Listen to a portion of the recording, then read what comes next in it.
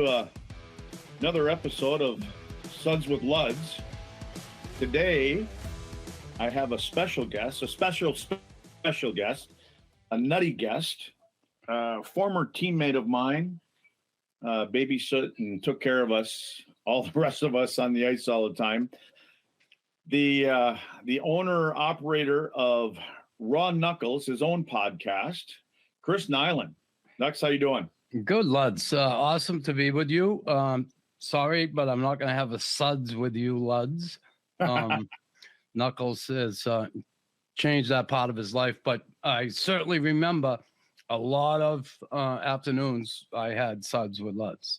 So it's good to be here. I didn't initiate it. I was kind of the young guy that, you know how it is when the vets are grabbing you and telling you where we're going. Yeah. That was all part of it, but I'm happy that you're on the right path and all that. So tell me, next, I'm going to start with, well, first off, how's your family?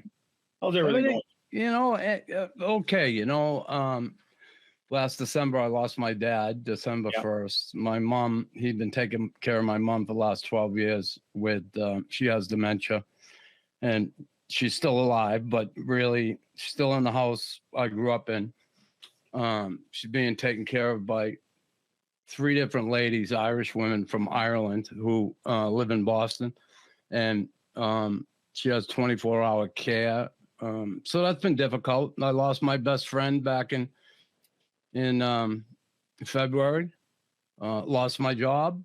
A lot of stuff going on in my life. It's that point in your life where you start losing people, and that hasn't been a whole lot of fun. But other than that, my personal life, my kids doing pretty good. Colleen's a nurse, Chris in the union, IEBW in Boston, local 103, a great union. So the kids are good. My grandkids, Tara is doing well, and so that's honestly all I care about. The grandkids are awesome. I got 5 now, and it's a really good part of my life. I'm in a good place. Next, I'll tell you what, it's like listening to my own story, to be honest with you. I'm in the similar spot. My dad has dementia, same thing. So we're taking care of him, and they're trying to get him actually moved in one of those exact same kind of situation that your mom's in. And does Dad still know you, Craig? It depends on the day, like my mom, same.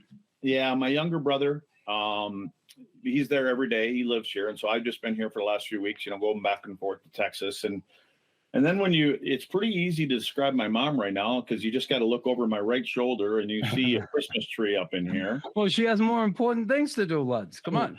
She does, but apparently the calendar is stuck on December 17th or something like that. She's got her Hummel plates up here, her Hummel plate collection. They start in 71. God bless her.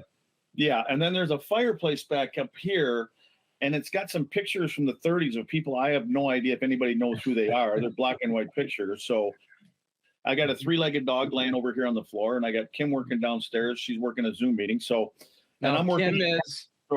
Kim is the girl. She's the one. You know what I mean? Good. Awesome. Now, you know how it is. It's the one that kind of keeps you at least trying to point you in the right direction. Yeah. We need that. Behind every good man is even better woman. Yeah, exactly. And you get what you deserve with them. That's for sure. Yeah.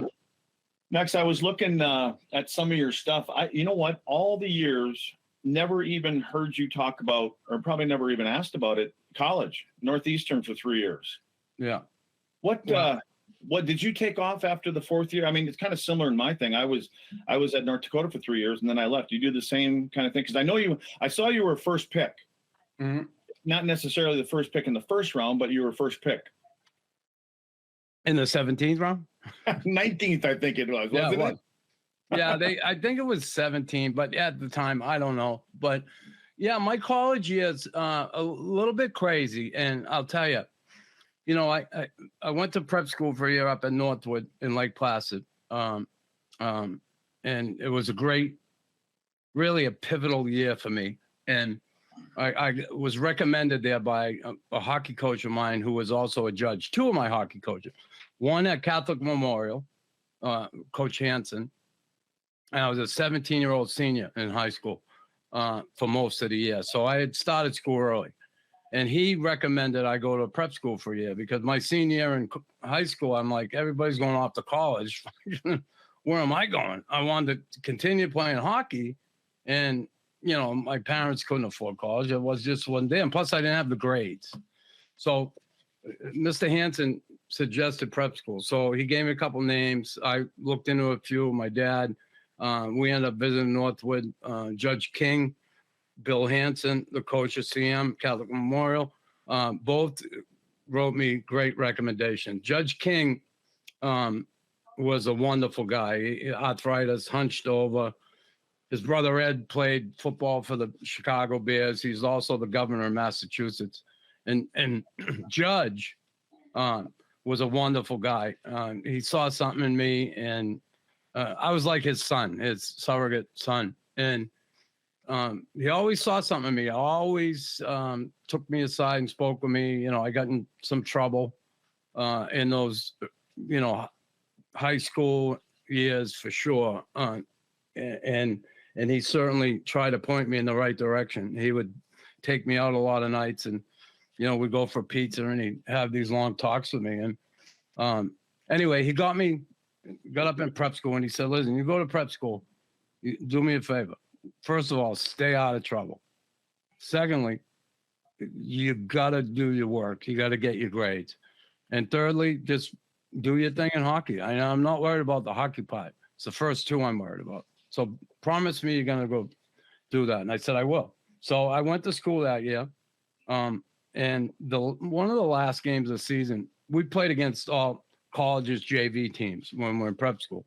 So we played at Cornell, Colgate, St. Lawrence, all around. And we went down to Boston and did that loop and played BU, JV, and then BC JV. And we're at BC. And after the BC game, the judge was there. He went to both.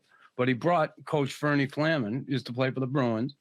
And Fernie came and watched me play that game. Afterwards, was one of the last games of the season. And he said afterwards, "Listen, it was good to see you play. And when you come home from prep school, I'd love to sit down with you and talk to you maybe about coming to Northeastern." I couldn't believe it, because believe me, no one else was looking at me. And I got, I graduated. I went back to school, finished the year out. I ended up with most improved player, but also the most improved student, grade-wise. So I come back, and lo and behold, I go in and meet Fernie, and he offers me a full ride to Northeastern. Now, I wanted to live at school. My father just wasn't having it. He said, "You are not living in there. You'll be out every fucking night. You'll be..." Well, I didn't live in there, and I was still out every fucking night. And it was just, I didn't get the full college experience, if you know what I mean.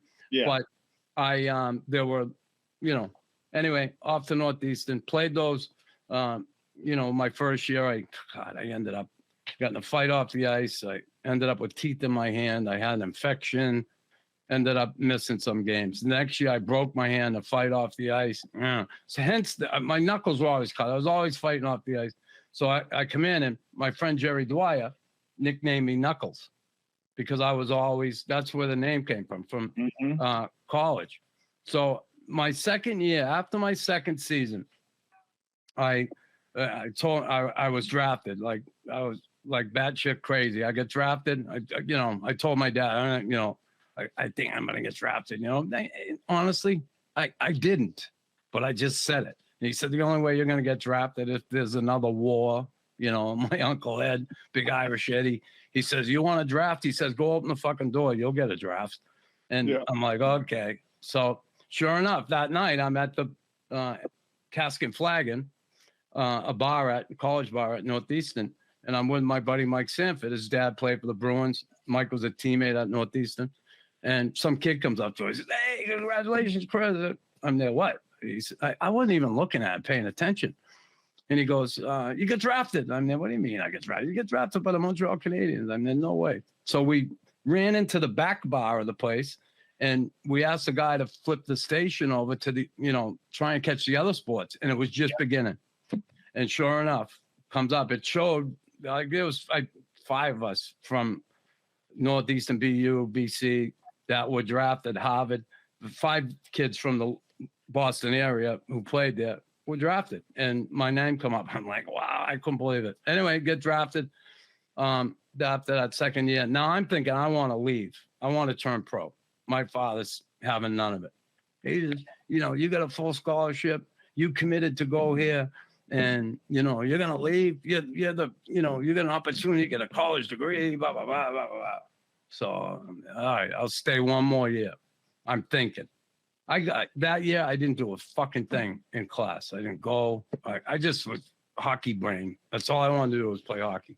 So I finished that season out, and yeah, that was it. I said, listen, I've had it, Dad. I am fucking around school here. I'm gonna go. And I went off to training camp that 79, 80. Now, if I went the first year, chances are I'm gonna fight everybody in that fucking American Hockey League, and I'm gonna get called up. I'm sure Scotty would have called me up. And anyway, I missed that Stanley Cup, the 4th in a row, which my first year, I probably would have got a cup my first year. And then, the turnover is starting to happen. 4 cups in a row, guys are leaving. And man, I wasn't sure it was going to happen. And the rest of the story, and I'm sure we'll get into it. But yeah, so that first year was big. I left Northeastern and I went to camp, and I remember that first training camp. I was like, like I hated everybody to begin with. I fucking hated them all because I was a Bruins fan. They shit kicked the bees all the time. And here I am in friggin' Montreal, my first training camp. It was awesome. Did you, when you got there, like, you came up to me right away when I was a rookie, and, we were Americans, so we had something in common. And did you have anybody that in particular that kind of took you under your wing when you got to Montreal, as far as it? And I'm sure you had to be as clueless as I was when it came to speaking the language and shit like that. You can't fucking do anything. You learn how to say, I'll have another beer, a no beer. Right? I mean, that was the first thing we ever learned. But did you ever have anybody that took you under your wing like that? Not really. I did. I shouldn't say I did. And I'll tell you who it was. But before that, I got drafted, and it was that year in the playoffs. They're going for 4 in a row, and they're playing in Boston, Montreal. They're playing against the Bruins in the playoffs. And it was the conference final. And whoever went on to play the Stanley Cup final. And it ended up that semifinal, the conference final, was Boston, Montreal. And it was back when they did 1-16, 2-15, blah, blah. So I was in watching practice with a friend of mine, Franny Flaherty, and we go. Well, wait a second. Is this the Franny of Frankie and Franny? Yeah. Crazy Franny. And we end up going in and watching practice. Franny goes, hey, why don't you they drafted you. Why don't you ask them for tickets the next game in Montreal against the Bees? And I'll drive up and we'll watch the game. So I go up, and Claude Ruel was standing against the wall. I didn't know who he was, but he looked like he might be important. So I went up to him and I said, sir, I was drafted by you guys, and I'm just wondering if I could get a couple tickets in Montreal for the next game. And he goes, oh, I don't take care of this. Go see that man there. And that man was Howard Grumman. His father, Irving, was the general manager, was taking over for Sam Pollock. He was assistant. So I go to Howard and I say, listen, Howard, my name's Chris Nilan. I was drafted by the Canadiens last year in the draft. And I said, I'm thinking of coming to Montreal, catch the next game, and I'd like to get a couple tickets. And he goes, what's your name again? I said, Chris Nilan, Nilan. Anyway, he takes out the fucking guidebook, flips to the back, and actually fucking looked. And you were? He said, oh, it's you. You were drafted? Yep, you were. Oh, cool. took down my name, everything. He said, I'll leave tickets for the next game. Franny and I finished watching practice. The Habs are done. We go out, jump in the car. We pull around the front of Boston Garden. And we're right up from the brass rail, the old bar there.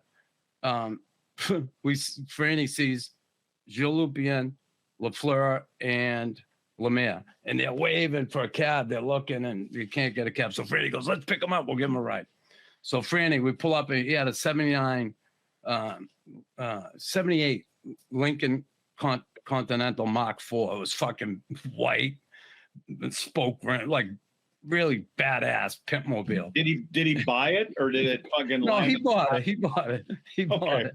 I don't know if he ever made fucking payments on it, but he bought it, and he put the down payment anyway. But so, we pull up. Franny goes, "Hey, you guys want to ride?" They all got Stanley Cup rings on, and they're fucking looking at each other. And they're with Loopy, Lemaire, and Lafleur. So it's like, okay, we're with Loopy, we're safe. So they jump in the back, and we get driving. Franny says, "Where you guys staying?" They said, "Over the Hyatt in Cambridge, Hyatt Regency." So yeah, no problem, Fran. We're driving. In the back, and Franny goes, "This guy, he's a hockey player." And they said, "Oh, really?" And I said, "Yeah." I said, "I play at Northeastern." As a matter of fact, I said, "I'm going to be up playing with you guys next year." And they said, and Lemaire goes, "Oh, really?" He goes, "Oh, really?" He says, "How are you going to do that?" I said, "Well, I was drafted by you guys." He said, "Really? No way." I said, "Yep, I was drafted, 78 draft." He said, "What round were you drafted?" And I said, I'm all proud and shit because I didn't know nothing. I was naive about the draft, first round, second round. It didn't fucking mean anything to me. I'm drafted. Fuck, I got as good a chance as the guy in the first round. Fuck you. And so I go, 17th round. I was 231 out of 235. Well, the three of them start laughing their balls off. This fucking kid doesn't have a clue, blah, blah, blah. So, we drop him off at the hotel. And boom, good luck. And that's the year Lafleur fucking, broke the hearts of Boston fans again. Too many men in the ice. Lemaire to Lafleur. Lafleur scores. He ties it with fucking less than a minute left. And Lambert scores in overtime. They go on. They play the Rangers. 4 Stanley Cups, 4 in a row. And just, it's incredible. Hang on. Sorry. There we go.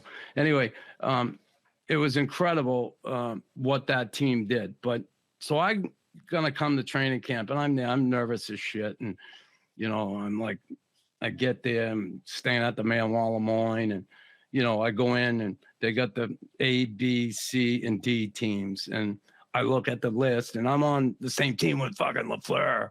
And I'm like, I can't believe it. And I'm in the main locker room. So, I show up first day. You already made the team, didn't you? I'm in. I'm like, yes, fuck, they like me. They got a place for me. So it's funny. You're not going to believe it. But I sat in that fucking locker room. Where I sat is where I sat my whole career. No shit. That first training camp. So I'm sitting there. Where I sat next to Bob there behind the pole. And to my right would be the goalies at the end. Yeah. And Larry to my left. Well, that training camp, Lafleur was sitting right where Patrick sat. Yeah. So I'm there, I'm tightening my skates, getting ready, and he's fucking staring at me. He's staring at me, and I'm looking. And I finally sit up, and I just look at him. I look at him, and he looks back, and he goes, "It's you, Tabanak, the kid from Boston. You give us a ride to the hotel. You say you're going to be." I said, "I fucking told you I was going to be here." So, boom, that's the first one. Yeah. Second one, we go on the ice, and it's the second day, and I'm out there, and I'm against Loopy. Now, I'm thinking, fuck, this guy wants to fight me. We're at the face-off. He's a defenseman, and he's fucking looking at me. He's looking at me. I'm like, oh, fuck this. Oh, I have to fight this guy? And I believe I didn't fight anybody in my first training camp. I just tried to hit, and I remember hitting Guy Lafleur, and Shuddy slashed me because I hit him. Like, who the fuck you think you are? I was yapping at Shuddy. Anyway, Loopy's looking at me. He's looking at me. He goes, hey, you. He said, it's you, the kid from Boston, huh? It's you. Give us a ride. I said, yeah, it's me. I said, I fucking told you I was going to be here. So no word of a lie. It's fucking hilarious how it, Luds, how it worked out. I I was like, I couldn't believe it. And anyway, we go to camp and I get sent to Nova Scotia. And when I did get called up later that season, Lemaire had left and he went to Switzerland and played a year. And so he came back early. Every day, you know, we used to go over the Cabernet there at Alexis Neon downstairs and have lunch. Yeah. You don't have to explain it to me. So I come walking in, Big Bird's there. Matter of fact, I just talked to Larry this morning. He called me.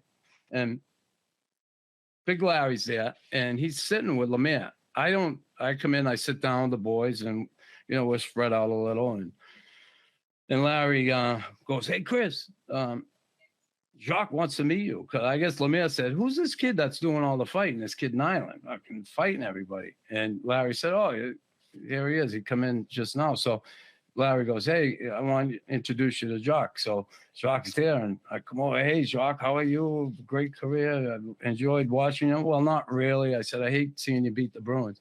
And he's looking at me. He's looking at me. He said, "Fuck."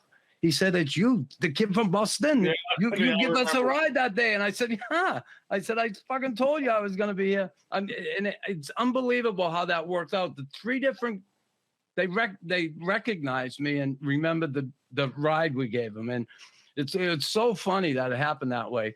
And it's certainly my connection to Lemaire was and still is a really good one. He's a good friend and good person. But yeah, that first year was incredible, training camp. And, you know, the first good sign I got that I might have a chance with this organization, and it's something I thought, it doesn't mean shit because other guys, they brought me in off the ice the last day and said, "We want to take pictures of you with the Canadiens jersey." And I went in and I'm like, fuck, I'm getting my fucking picture taken with a half. I got a shot at this thing. You know, I get sent to Nova Scotia. The guy who took me under his wing was Tim Burke. He's now has been assistant general manager and head scout in San Jose for years. He worked under Doug. Dallas. Yeah, Berkey? Yeah. Yeah. Well, Berkey took me under his wing in a big way. Really, like I said, I was naive. I didn't have a clue what pro hockey was all about. But if he wasn't there, who knows what would have happened. And we had a head coach, Bert Templeton. I mean, the V's got the shit kicked out in the year before against Maine, Philly's farm team. So they made a concentrated effort to get bigger and tougher. Yeah. They drafted a bunch of guys out of, you know, the Ontario League, a couple big defensemen, Dave Allison, Alan Luciu, another forward, Dave Oleski. And then I don't know if they expected what they got out of me, to be honest with you. I don't think they really had a clue what was about to happen.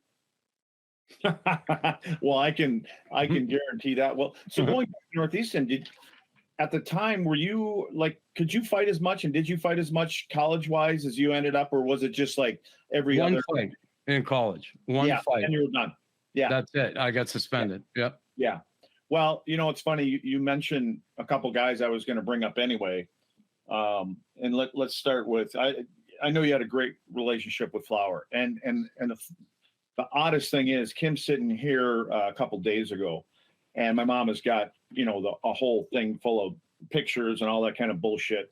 And she pulls out one. She goes, "Isn't this the guy you were talking about? It's got me as a rookie in a suit, and somehow they had Flower and I shaking hands." And so when I saw that the other day, I thought that was obviously one of the things I wanted to talk to you about, and the passing of Flower and that, and what he meant to you, you know, as you know, during your career. Yeah, because you guys. Yeah, he was awesome to me. Like, funny, ever since like I gave him that ride, I hated him. Like I said, growing up, because he always killed the Bruins, and then here I am in Montreal, and it's funny. I feel now I feel bad. I had his jersey up here since he died, and I just took it down. And I had Ray Borks there yesterday because I did a podcast with Ray, and then Jamie put mine back up. I didn't have steal one of yours like Kelly got everybody's jersey in the goddamn team.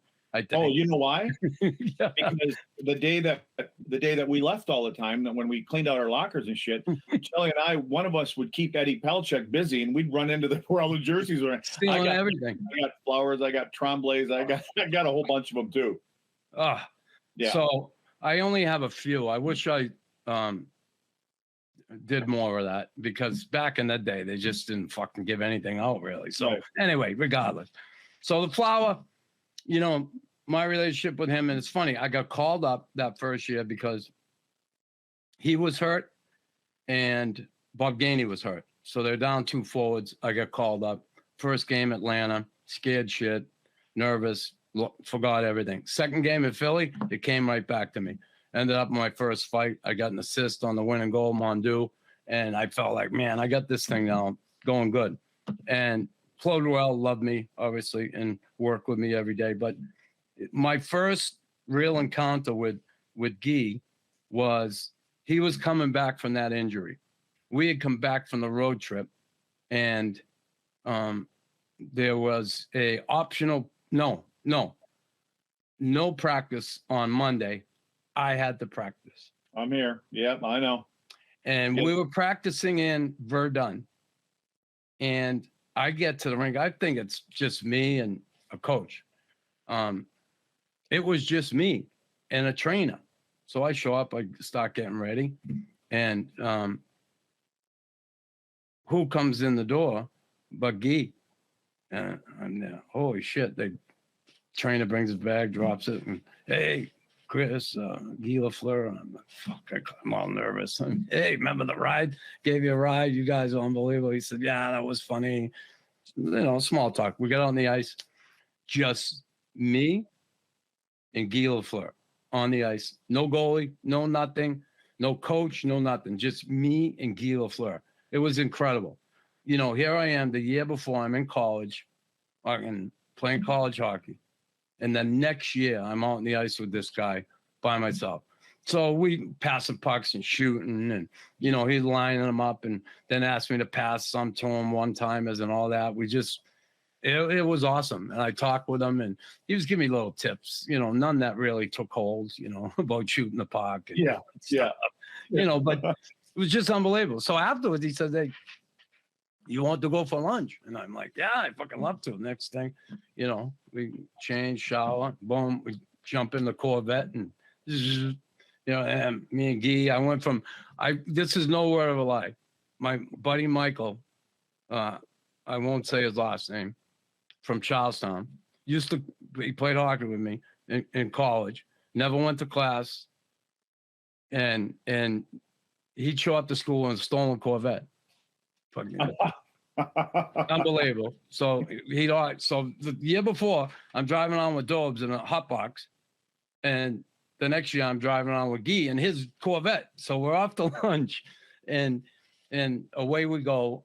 We went to Thursdays, Le Beau Jeudi, and I walked in behind him, obviously, and I'm going, man, this is fucking unbelievable. I'm saying, we walk in, we go upstairs to the second floor of the restaurant bar, and every fucking person in that place was like just staring at him. Staring at you. There's Chris Nilan. There's Chris Nilan. No, who's he with? Who the hell is he with? And Luds, I was just like just crazy. In my mic is messing up here. Hang on. All right. Just crazy how he ended up like seeing that for the first time, me, and going, you know, this is unbelievable. And then we sit down, and everybody and the brothers coming up to him, and, hey, can I get an autograph?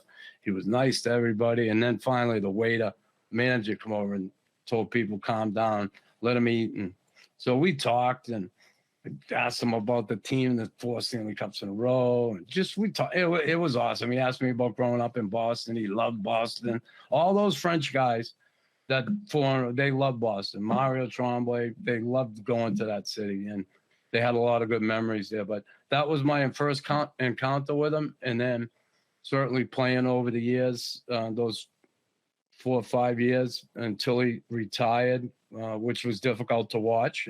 I was with him the night he retired. Shelly and I drove to the airport with him. And I remember, Lemaire was coaching, who I loved, and he was awesome for me. He was awesome for a lot of guys. Obviously not Guy. Guy fucking open the gate and go. He's not playing no fucking system. Yeah. Don't tell me about systems. He just couldn't do that. And I'll never forget. And it's a shame because they could never put it behind him. I don't think Lemaire ever really hung on to any animosity. But Guy did, and he was pissed at him. And I remember the night Guy came off, and I think you might even been here at this point. And he came off. There was about 2.5 minutes left in the game, and Guy figured I ain't getting another shift. So he used to do it all the time. He'd come in and take his tape off his pads. Yep. No, he took his tape off his pads. And Lemaire goes, Guy Lafleur, you're up next. I'll never forget this. He fucking looked at him. Man, his eyes just looked right through Lemaire. Jacques ignored him, and he just kept staring at him. And Jacques just, focused on, and then that was the beginning of the end for that relationship. It was hard to watch. And then, of course, getting the opportunity to play with him in New York when he come back, Phil Esposito came to me and said, hey, can Lafleur score 20 goals? Now, Phil, instead of trying to build a team with younger and move forward, Phil wanted, Marcel Dion there. He was going to put fucking people's asses in the seats. Yeah, if Dick Clapper was still alive, he would have fucking had Dick come back. Fucking Howie Morenz, for Christ's sake. He just wanted to put people in the seats. And anyway, asked me, and I said, sure. I said, he could score 20, no problem. Well, that year, he ends up coming back, and it was awesome to see the difference in Guy. Now, Guy got 18 goals that year. He missed about 15 games with an injury. So there's no question in my mind he would have got the 20. Yeah. But to see him live life, to see that first year and the times I was here, he couldn't go fucking anywhere. He couldn't do anything. He was always under the gun. People were always tugging on him, wanting this, wanting that. To see him in New York when, honestly, nobody knew who he was. But away from the rink, he was living in Rye. It's like, fuck, he could relax. He could go out the door and take, it wasn't the same that way. So it was kind of neat to see him in that environment. But yeah, and he, Brian Leach was a rookie that year, Tony Granato, and they got the opportunity their first year to play with, greatness in a big way. When he came back to Montreal, didn't he get a hat trick against us in his first game back? Two. He got 2. Yeah. Yeah. Which is, put on the show, baby. I'm coming back. I'll show you how it's done here at the Forum, and I can still do it. And he did. It was unbelievable. Really. When you were bringing up New York and Flower going there and stuff like that, and you were there, well, I guess first off, when you got drafted, being a Boston kid, Boston fan, and all that kind of stuff, a little strange for you going there. But how was it when you went back after Montreal? You went to Boston and New York, those 2 cities, and played there. Yeah. Then I went back to Montreal. Yeah. What was it like going back? Yeah. Well, first of all, leaving Luds, man, I gave everything I could to that team, that organization. I love the Montreal Canadiens organization. I never, ever, and again, I don't know, like Brent Ashton, he played for like fucking 10 teams, right? I don't know how guys do that. I know you moved on, you played Minnesota, then to Dallas, and some guys don't have a problem with it. I had a problem with it. Mm-hmm. I'll be honest, I was never quite the same. It almost fucking broke me. Emotionally, it almost broke me. I felt the feeling to this day when I think back I had, and when I woke up in New York, the devastation, I was so fucking down. But I gave it my all for the Rangers when I played for them and the Bruins. I did I still protected my teammates. I still did my job the best I could. But there was that one thing missing, and that was the Canadiens jersey and the passion, the pride I had for playing with the Habs. Just, it almost broke me. But going back, it felt weird. Like Serge, you know, I had, they put me on waivers. They were fucking with me. You know, I think it was like a payback. Plus, coming to grips with the end of my career wasn't easy, like anybody. I was like, you know, I knew I was losing that dreaded hat step. I was, you know, I was still fighting all the time. I would never stop the fighting part of it, but got to the point where, there were times I wasn't feeling it, and it was showing. And anyway, they put me on waivers a few times, and I found out, and I'm like, fuck off. And I ended up, you know, I had a problem with the coach, the Bonus. And listen, everybody loves Rick Bonus, but Bonus is a great guy. But at that point, you know, he was an assistant coach, and they brought him up, and he was kind of a puppet. It was my second year in Boston, you know, and they put me on the B squad, and they were shitting on me, you know, and the B squad is like, you know, fucking, you got to prove you're a Bruin if you want to play. If you're on the A squad, you're basically going to start the season. And, you know, the Bruins always went on a long road trip beginning of the season. And they played 2 home games. I didn't play either one. I said, okay, I'm going to get in on the road. Nope. 5 games on the road. Last game before we come home was in Chicago Stadium. And I've never missed a game in there. And I go in the warm-up, and I go, fuck, I'm going to play. I didn't. And they had a kid, Alan Stewart, and Linda Bias. They were doing all the fighting, and okay, fine.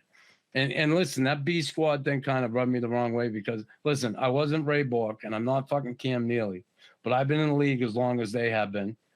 And I fucking did my job every fucking night I was out there. And I did the best I could. And I felt I was being disrespected, and I was. So Bonus, he comes by me. I'm on the bike after warm-up. He's, I'm really proud of the way you handle this. I'm like, fuck off, you know, fuck off. Don't try and fucking pump me up, you fucking puppet. Yeah. And again, Bones is a very nice man, and he's a good man. I like Rick Bonus, but there he was, to me, he was a puppet. And he was. Well, don't you think he's the kind of guy? I've always said, and I agree with everything you said about Bone. I think he's a great assistant coach. And I think, you know, I believe assistant coaches are one of their main jobs to being a buffer between the head coach and the players. And I think, and to understand, I mean, I think it's hard going from being that guy and then be the guy that's supposed to do the shit that he has to do, like you're talking about. Yeah. And honestly, Harry and Milbury, I think, were pulling the strings on him. And they would tell him, you know, Nilan this, he ain't playing, don't play him, blah, blah, blah. So fine, I wasn't playing. So we get back to Boston, and Stewart fucking packs his car up and goes back to old Canada. And then Byers that day in practice breaks his fucking ankle. He's gone. Yeah. So I'm sitting in the locker room afterwards, we're playing the next night, New Jersey. And no, not New Jersey. I forget who it was. Anyway, regardless. Bonus comes walking in after practice. Big smile. He comes walking up. Hey, Chris, you ready to go tomorrow night? I said, Rick, go fuck yourself. Exactly what I said to him. And he said, did you play the next night? Play I didn't. No. I said, go fuck yourself. And he goes, what? I said, go fuck yourself. You're going to fucking treat me like fucking you treated me here in training camp and then the first part of the season here, and you want me to fucking go through a wall for you? Go fuck yourself. So play I didn't, like I said. And so that lasted, I was going to practice every day. They fucking skate me, like fucking get the whip out. Fine. I shut up. I get on the bike. I doing my thing. And now I'm like, I want to get the fuck out of here. I don't say nothing. All of a sudden, there was an article written by Joe Fitzgerald saying Mike Milbury got to get off his ass as assistant GM, go down there and settle this thing between Nilan and Bonus. Sure enough, the article gets written. Milbury comes down. We sit down. Mike says, Knuckles, come on. You know. And Milbury liked me. And I like Mike Milbury. I love playing for him. I love playing for him. And he goes, you can't tell a coach to go fuck himself. Come on. You can't. I said, well, I did. He said, well, can you guys put this behind you? I mean, yeah, I can. But Mike, fuck, here you are last year. Why'd you name me the All-Star team? Because you fucking had a lot of respect for what I did, right? And you took a lot of shit for it. I get it. You named Brian Screwlin because you respected him, what he did in the game. And then I said I come this year and it's fucking no respect at all. And like I said, I ain't fucking Bork, but I've been around as long as these guys. I've fucking bled every night. I've busted my hump every night for this team. And here I am getting treated like this. No explanation, just fucking fuck you. And, it was tough on me. And I apologize to Rick for saying what I said. So I played the next night against New Jersey. That was the game I came back. Jersey. I scored 2 goals and get an assist. Yeah, and you know what you did? Yeah. You proved the coach right. Yeah, but he played me so much. Fuck, I was dead tired. I'm like, fuck, I don't want to play this much. You're playing me too much. Like he was digging on me, you want to fucking play? He was double shifting me. I was fucking dead. I never played that much in a game in the NHL before that or again. Never. And anyway, then things, I was still playing and fighting, doing my thing. And then the waiver wire, they put me on a couple times. And then I called Big Surge and I said, something you're not supposed to do. But I called him. I said, will you get me the fuck out of here, please? He said, okay, big boy. And all of a sudden the waiver day comes and it's noontime. It's like a minute before noon. Nothing happens. Nothing. All of a sudden noon time comes and no one came to me. He picked up. I'm there. Fuck, he didn't do it. And then all of a sudden someone come walking in the room and said, hey, you're going back to Montreal. And I'm there. No way, really? Yeah. You're shitting me. And so I played dumb and I got in the plane. I went, got back, I got up here. I remember it was crazy. And Pat Burns, I come in, Pat says, you ready to go? I'm there. Well, I flew up it was like whirlwind. I'm there. Well, I'd rather play the next one and kind of, no, let's go. We're going right away. So I'm all right. And I played that first game back in Montreal. It felt odd.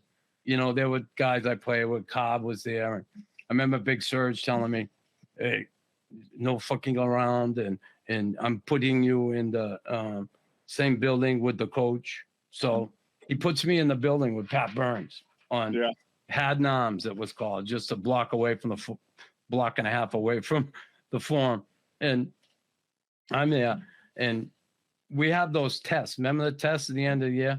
Oh, yeah. And fuck, the day before those tests, after practice, Burnsy said, hey, we're going for dinner tonight. And I'm there, sure, I'll go, So we go and have Italian dinner. And nice night. And he says afterwards, let's go. And we're going to Pasture Club. So I'm there, Burnsy. I got that fucking test tomorrow. I don't want to be out on it. He said, Knock, you think I give a fuck about that test? I know what you can do. And blah, blah, blah. So we go out. We're out till fucking 4:00 in the morning. The tests are at 9. I'm a fucking mess. And I get in there and I'm doing sit-ups. And I did like 10. I'm like, fuck that. I ain't doing. And then what do we have to do? We got to skate a mile. Yeah. And I'm with Cobb.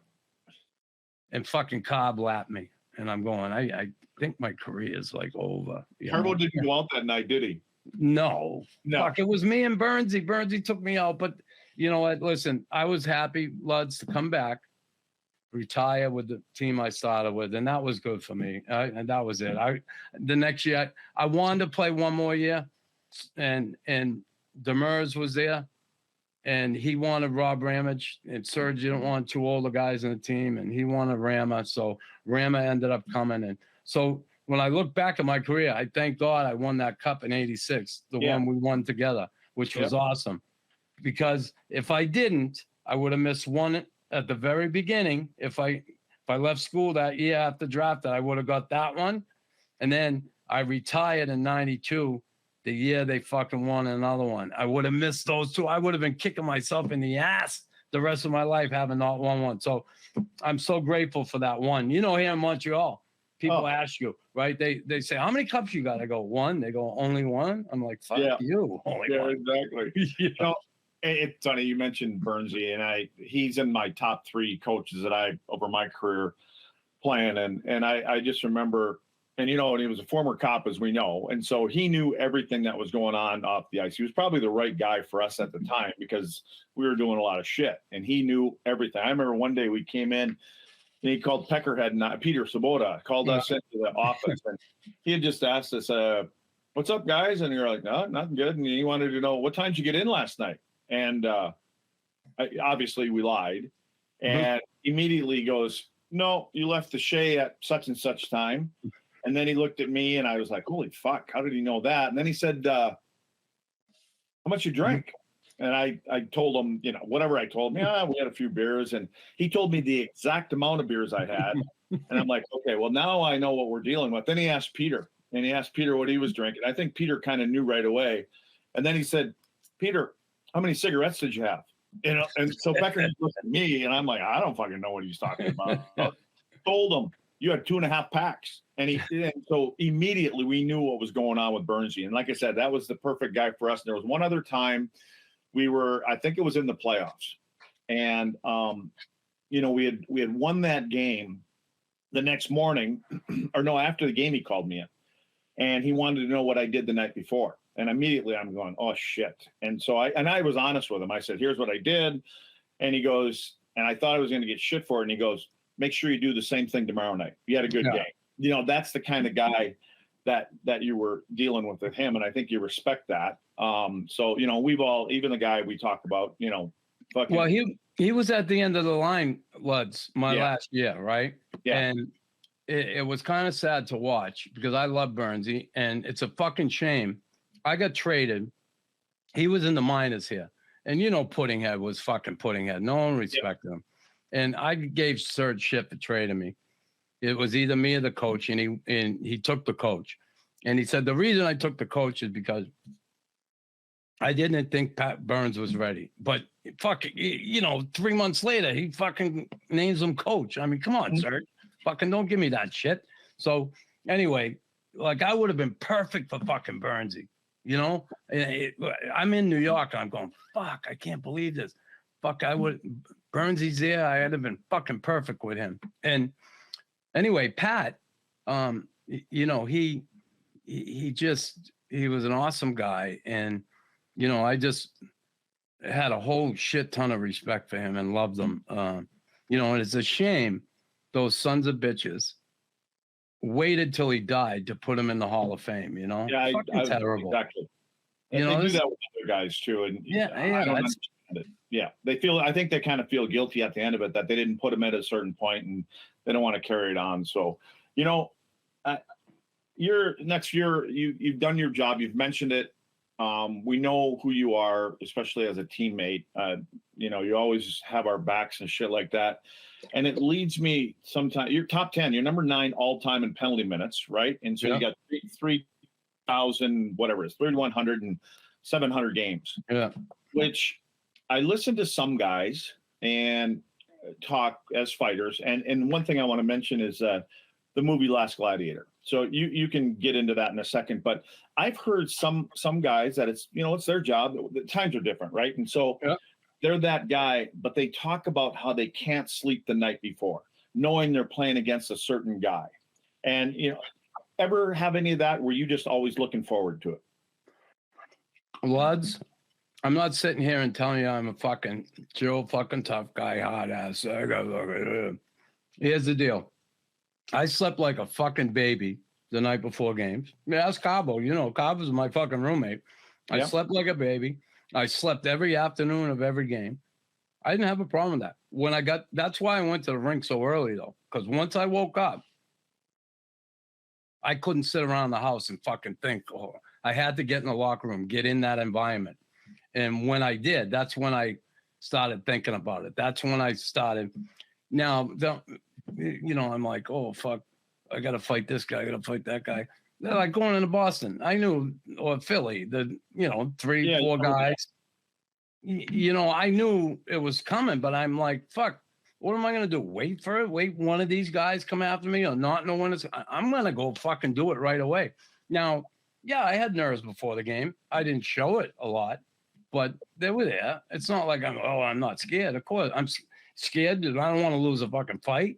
You know, I'm not scared of fighting so much. I was scared of losing a fight. You know, I didn't want to lose a fight because you know what happens when you lose a fight. You lose one, maybe you lose two, and fucking Next thing you know. Yeah.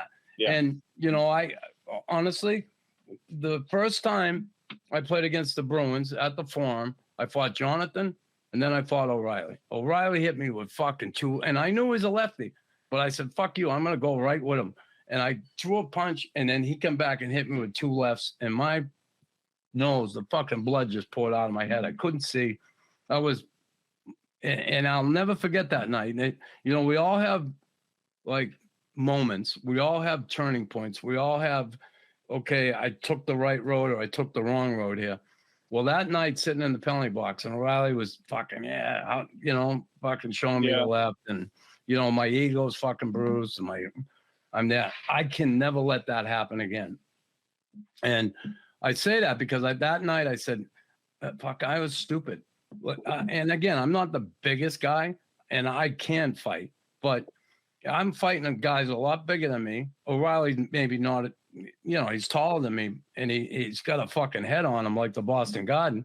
But, you know, he's a tough guy. And I said, if I just stand there and go toe to toe every night, I'm going to get myself into trouble. That's going to happen a whole lot.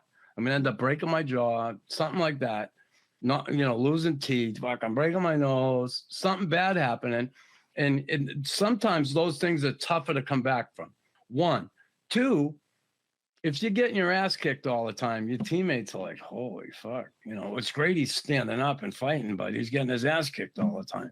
So even those fights you don't get the edge in, you have to look like you didn't get your ass kicked too bad. And so what I did, and I said moving forward, what I got to do when I'm fighting these bigger guys or certain guys that are good at certain things, I got to take their strengths away and then fucking fight the way I want to fight, not the way they want to fight. You got it. Yeah. Well, I would tie guys up. Fuck, I remember fighting Berube. Like he's a big right hand and throws a big right hand. And we're in Philly and fucking, this is when I was at the Rangers. And I tied his right hand up and I was trying to throw my right and he had me good too. So I just let him throw a few and I resisted some and he was starting, I could feel after about the fifth punch, he was getting tired. And after about the fifth, it comes through and I let go of his jersey and I came right back and I fucking hit him with a left and he was fucking stunned. It just stopped him right there. Yeah. Stuff like that. Then I would switch hands. I would throw uppercuts. I would get my head like that. So I'm not really getting hurt. I'm not wide open. And that's admirable. I'm surprised you don't bring up O'Reilly. Remember, there was one in the Garden.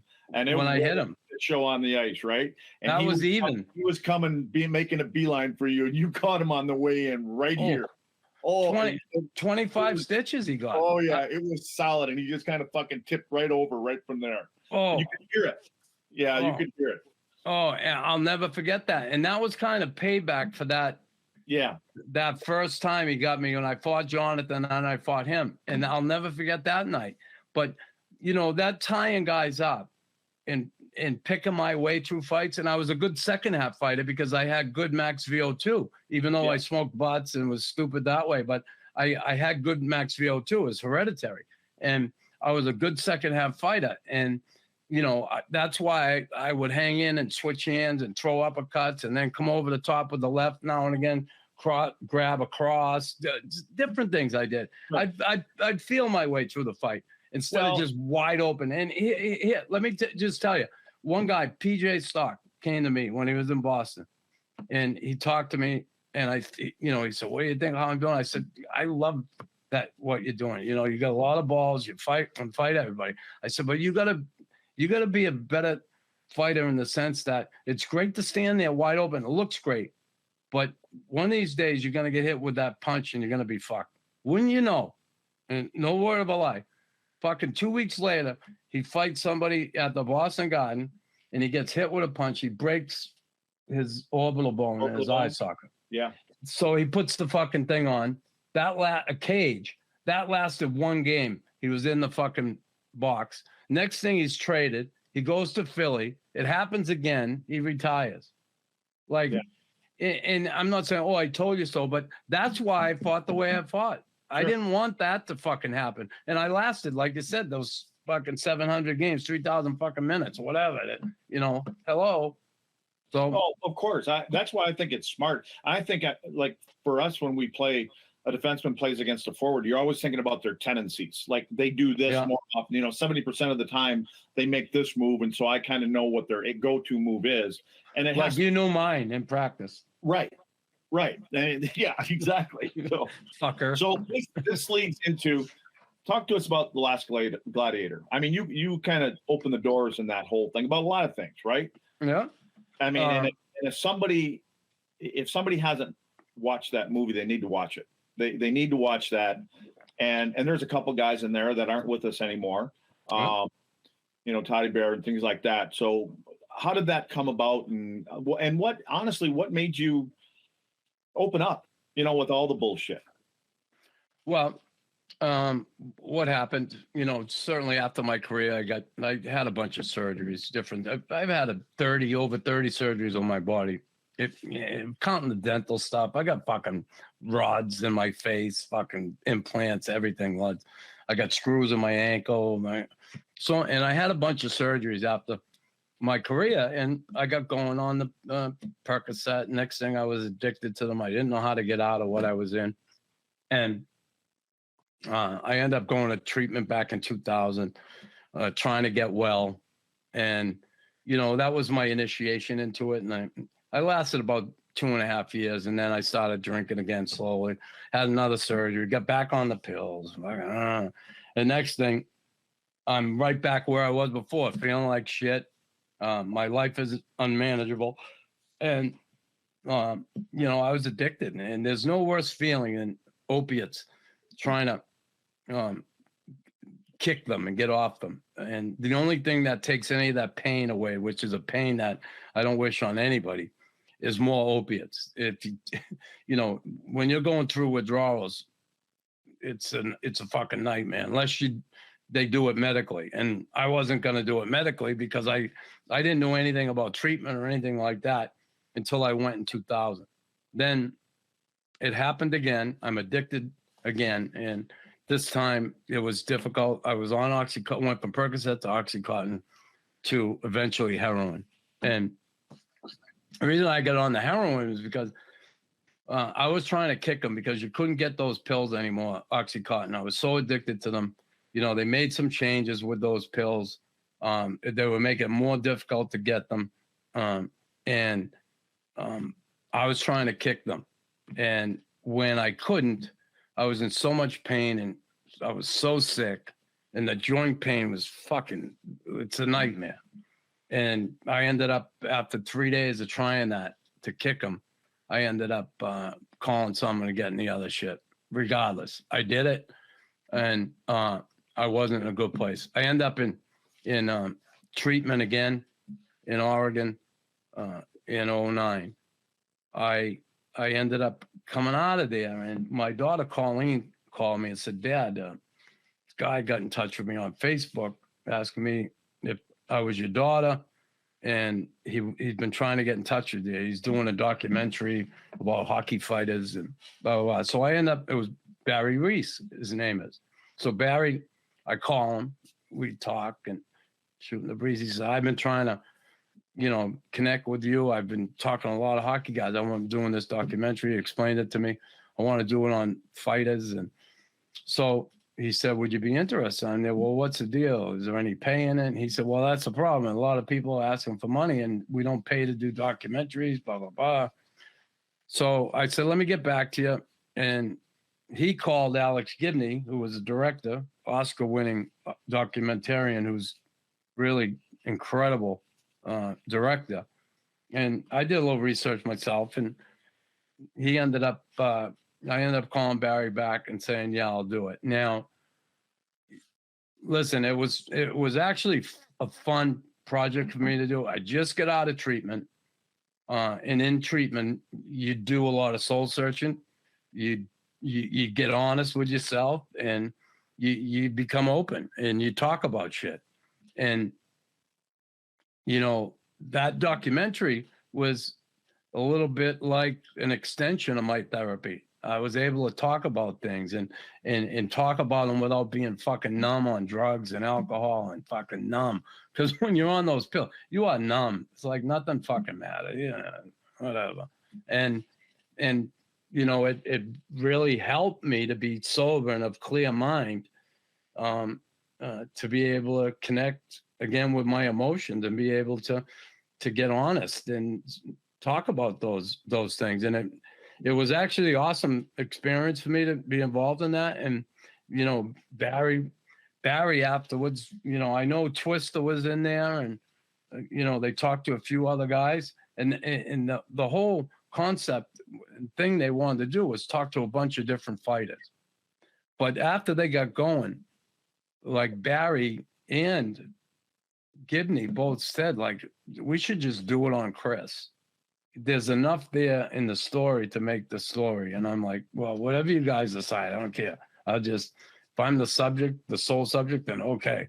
But I'm kind of glad they did it with other guys too, like to get a different point of view on what other guys went through, not just me. So I think they did a little more on Twister, like they wanted O'Reilly, they wanted different guys, and like I said, Proby, everybody wanted money. And I ended up, like I said, I had nothing but time in my hands at that point. So I did it. It was fun.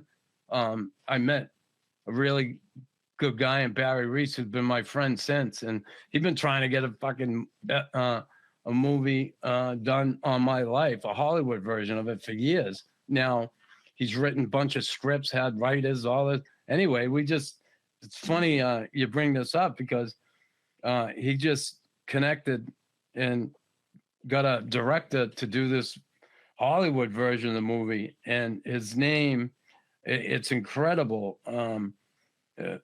The guy has done a bunch of movies with Clint Eastwood, and his name, and who knows where this is gonna go, but I couldn't believe it when he called me. He said, listen, this guy's in. He said he's doing it, and I was shocked as anything. And I think his name's Campidelli, and this guy's done a bunch. So, like, and Barry, has been a true friend. We've kept in touch over the years, and certainly when I got fired, who was there was Barry. And he said, why don't we get a podcast going? I think you'd be great on a podcast. Blah, blah. And sure enough, Barry helped me get the podcast going. So isn't it crazy how all this shit works out? Yeah. I'll tell you, I didn't know. I remember, and you probably wouldn't remember, it was relatively after all this, but I watched that movie and I knew none of those issues. And I called you and I just said, man, I'm sorry. And again, I think it was relatively after, and just said, man, I'm so sorry. I didn't know any of this kind of shit, which actually you bring it up. I mean, I'm just going to say it again. If you haven't seen the show Last Gladiator, watch it again, or watch it for your first time. But you talk about being fired. Let's finish up with this. Sure. The podcast shit's got to be great for you, but that whole thing was all about COVID, right? I mean, was what that all was? Well, yeah. I had some health issues where I didn't feel it would be good for me to get vaccinated. I had COVID early on, and I survived it. It was like the flu. Okay. I had temperature, body aches. I didn't lose smell or taste, anything like that. I got through it fine. So I had natural immunity. And I'm thinking, okay, I don't want to lose my job. They want us to be vaccinated. And I was thinking of doing it. And Jamie said, wait a minute. First of all, we got to look at your health. You've had COVID already. And we got to look at some of the things you've dealt with over your life health-wise. Let's do more research. We did. We spoke with lots of different people. And I made the decision that I do not want to get this thing. And I went to Dr. Mulder and explained myself. And he said, well, it could, it'll be safe. I said, can you guarantee me I'm not going to get a blood clot? Can you guarantee? He said, well, no, I can't. I said, well, that's all I need to hear. That's something that I'm worried about. And I got certain issues, personal issues with physically, medically, that I don't want to get it. And that's one of the things, blood clot. Anyway, I made the decision not to get vaccinated. They gave me and not, meanwhile, I'm doing my show at home for fucking 2 years. Okay. I'm not even going in there. I'm not around anybody else. I'm not going to give it to anybody else. And sure enough, I end up, they told me, listen, we'll give you a chance. You want it. If you don't want it, we're going to fire you. So, and then I'm not getting fucking vaccinated. So they terminated me. And, you know, I was kind of flapping in the breeze for a little bit, but I'm happy I made the decision I did. I would stay true to myself like I always have. Like I stayed true to myself as a player and my teammates, but stay true to myself. And I did the best thing for myself. My best friend, I told you early, and when we was talking at the beginning, Larry, healthy kid, everything good. He got vaccinated so he could go visit his kids in California, his grandkids. He died of a massive blood clot in his heart. He had a aortic dissection. Healthy as a horse, and all of a sudden he's gone. Now, and we had talked about it. He asked me why I didn't get vaccinated. And I told him that's one of the reasons I'm worried about blood clots. Now, am I saying it's because he got vaccinated, get the blood clot? Here's the deal.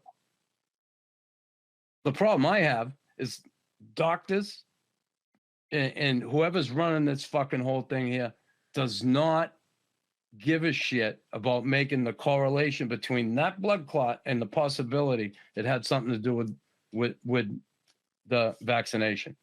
They don't give a shit. They don't want to know. They don't want us to know. And I have a fucking problem with that, because if something happens like this again, like, don't you want to make sure you correct things for the next time this happens? They don't give a fuck. And people are dropping and they don't want anything to do with that. People are dying from certain things, and a lot of blood clots people are dying from. And young people have died with this mysteriously. All of a sudden people can't believe these people die. Now, I'm not saying it's all related to the vaccine, but Jesus, fuck, you got to try and make a connection there somewhere, because if that's what's causing it, this fucking spike protein and all this shit they put in it, we don't even know what the fuck they put in it, and it could have an adverse effect on a lot of people. And they, honestly, the medical world, they chalk it up as, well, now it's an emergency, and now they want to fucking vaccinate these young kids who, come on, it's fucking insane to me. When I look at it, it's no worse than the fucking flu. Now, people who have comorbidities and stuff like that, the flu's fucking dangerous for them too. Yeah. So I don't get it. I don't like that. The government not only lies, they talked about this thing. You won't get COVID if you take the vax, and you won't spread it. Well, what happened? You can still get COVID and you can still spread it. And they were calling it the pandemic of the unvaccinated. Fucking bullshit. Yeah. And they say all this bad shit, and I just don't fucking believe them anymore. How can you fucking believe them? So, well, I'm done with it, with the fucking government. They say they're going to do this for you, and they're all fucking liars, and they're all in it for themselves. Well, I'll tell you what, I believe, and when you sum up everything that you've been through, and not just you, myself, and all the paths and the road that lead to certain things happen for a reason. And it kind of led you to this. And I would assume at some point, as it keeps getting bigger and bigger, Ron Knuckles is they're going to wish they didn't get rid of it over at the station there. So, but you're just like, fuck you, ram it. Yeah. Listen, people saying get a lawyer, sue them, do this. Yeah. Fuck them. I'm done. They don't want me to. I get it. That's life. Yeah. Way you go. Moving on. I'm grateful. I'm fortunate that I had somebody step up to the plate like Barry, and I was going to do this anyway, but boy, he's really helped me in a big way in the production end, and he has a production company. He's been a good friend, a good person, and really, I love the guy. He's been really good to Chris Silent. He's been good to Jamie. And, God, I believe the big man put the people in our lives, and certainly he put Barry in mine. And I'm grateful for that for sure, Lud. So, yeah, so good, good stuff. How about you? Like, I don't think I had it, Nux. I mean, I got lucky and all that kind of stuff, or maybe I had it and didn't know about it, and Yeah. I was spreading it. I really don't know, but Yeah.